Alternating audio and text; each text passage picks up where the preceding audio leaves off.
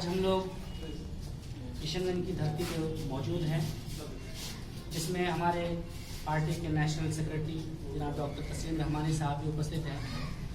Doctor साहब ने बताया कि पूरे बिहार का दौरा चल रहा है और इसी क्रम में इस किशनगंज में भी आना हुआ है। किशनगंज में लगातार काम चल रहा है, हमारी कमेटियां हैं, लेकिन अभी चुनाव को देखते हुए कमेटियों का विस्तार मकसूद है। हम चाहते हैं कि हर गांव में, हर मोहल्ले में, हर वार्ड में, हर ब्लॉक में हमारी कमेटियां हो और उसके लिए लगातार प्रयास चल रहा है। आज जो ये कार्यक्रम रखा गया है, ये सदस्यता समारोह कार्यक्रम है, जिसमें सैकड़ों की संख्या में हमारे लोग सदस्यता ग्रहण करेंगे। उसमें बहुत सारे लोग हैं, खासतौर पर MIM से बहुत सारे लोग नाराज होकर बड़ी संख्या में 50 की संख्या में आज यहाँ सदस्यता ग्रहण करने आए हैं और इसी संबंध में एक कार्यक्रम रखा गया है, जिसमें हमारे डॉक्टर तस्लीम रहमानी साहब भी उपस्थित हैं। और हम लोग इस बात का प्रयास कर रहे हैं कि किशनगंज से भी हमारे लोग उम्मीदवार हों और किशनगंज से भी SDPI के कैंडिडेट फाइट करें, इसी का प्रयास चल रहा है और इसी संबंध में हमारे यहाँ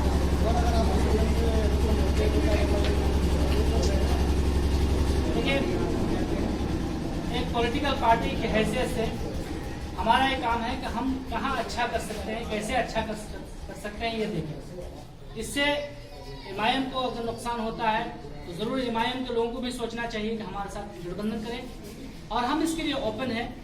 हम MIM से और इस तरह की जो अन्य पार्टियां हैं, जो सेकुलर पार्टियां हैं, जो लाइक माइंडेड पार्टियां हैं, तो उसके साथ हम गठबंधन करने के लिए, अलायंस करने के लिए तैयार हैं।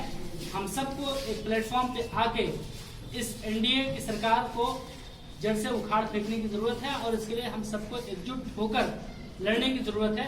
इसमें MIM को भी हम दावत देते हैं कि आप भी आएं और हमारे साथ चलें।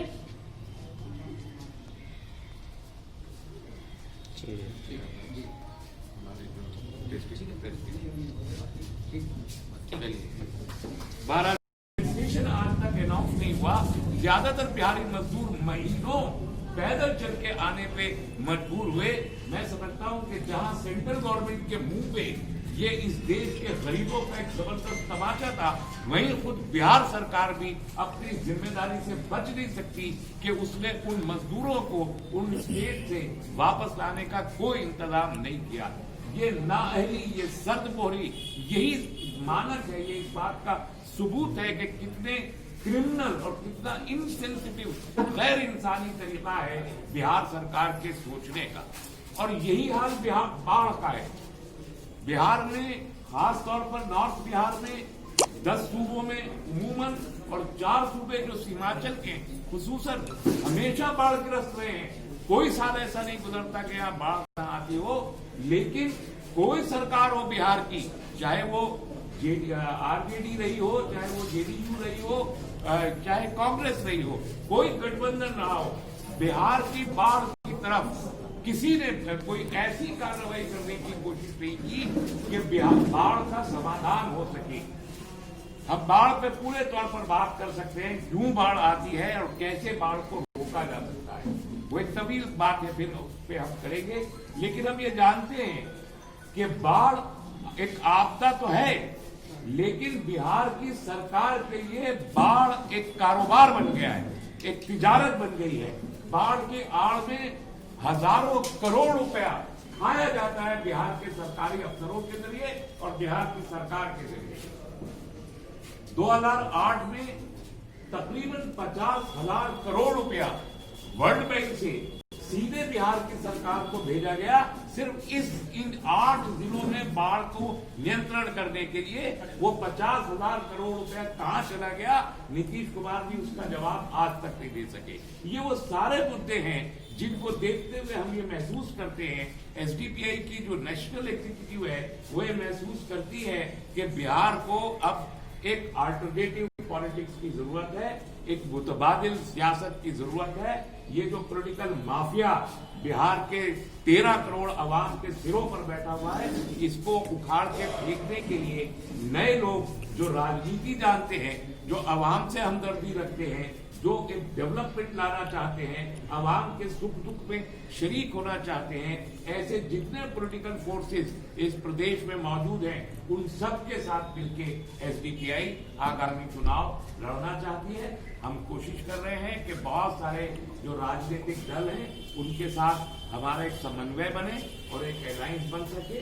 बातचीत चल रही है, बहुत जल्दी एक जो उसका आउटकम आएगा उसके साथ आप लोगों को फिर हम शेयर करेंगे। लेकिन हमको यकीन है कि हम एक थर्ड फ्रंट यहाँ बनाने में जरूर कामयाब होंगे। बहुत धन्यवाद। आप पर ये इल्जाम है आपकी पार्टी पर, जब बिहार में इलेक्शन आती है तभी आप हाजिर होते हैं। देखिए, हमारी पार्टी में तो इल्जाम लगते ही रहते हैं और हमको इल्जामों के सहने की आदत हो गई है। लेकिन हमारे तो बीजेपी की जो सरकार है वो भी हम पर दसियों इल्जाम लगाती ही रहती है। जो कांग्रेस की सरकार थी इससे पहले वो भी हमारे ऊपर इल्जाम लगाती रहती है। लेकिन कोई इल्जाम आज तक, इल्जामों की तो बौछार है। अगर मैं आपको बताना शुरू करूं तो इल्जामों पर तो हम एक किताब लिख के दे सकते हैं कि एसडीपीआई और पीएफआई पे जो इल्जाम लगे हैं। लेकिन हमें इस बात का इत्मीनान और खुशी है कि इस मुल्क में जुडिशरी जिंदा है और कोई एक इल्जाम भी आज तक साबित नहीं हो सका। बेशर्मी के साथ इल्जाम लगाए जाते रहे, जिसका कोई सबूत कभी नहीं होता। और जिस इल्जाम की आप बात कर रहे हैं, यही कोविड के पीरियड में जब लाशों को दफन करने से और उनका क्रियाक्रम करने से उनके परिवार वालों ने मना कर दिया था, तो ये एसडीपीआई के लोग थे जो सड़क पे आके उनका क्रियाक्रम कर रहे थे। चुनाव नहीं था उस समय, चुनाव की बात नहीं थी। इसी तरीके से बाढ़ के समय में जितना रिलीफ का काम किया है, मुझे बताएं कि कौन सी पॉलिटिकल पार्टी है इस प्रदेश की जिसने उतना काम, जिसने काम ही क्या हो बाढ़ के रिलीफ का, जो एसडीपीआई के लोगों ने किया। तो हम जो राजनीति करते हैं, हम चुनाव की राजनीति नहीं करते, हम रियल राजनीति करने वाला एक ग्रुप है। आगे आगे पूरा प्रदेश भी देखेगा, पूरा देश भी देखेगा। बिहार में जिस थर्ड फ्रंट की बात कर रहे हैं, क्या थर्ड फ्रंट नहीं बना तो आप अकेले चुनाव लड़ेंगे?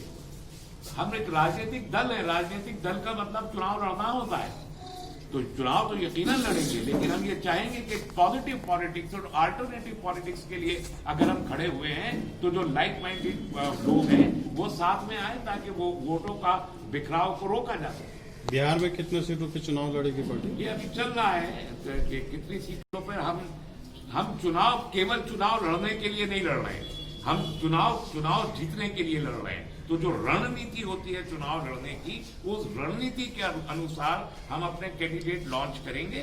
जहां हमारा पार्टी का स्ट्रक्चर मौजूद है, पार्टी मजबूत है, वहां हमारे कैंडिडेट यकीनी तौर पर होंगे।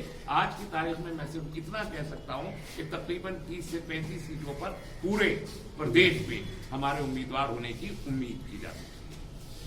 धन्यवाद। हमारे नजीर भाई जो है प्रदेश के और यहाँ किशनगंज के बारे में स्टेट प्रेसिडेंट एसडीपीआई के नसीम अख्तर नजीर साहब।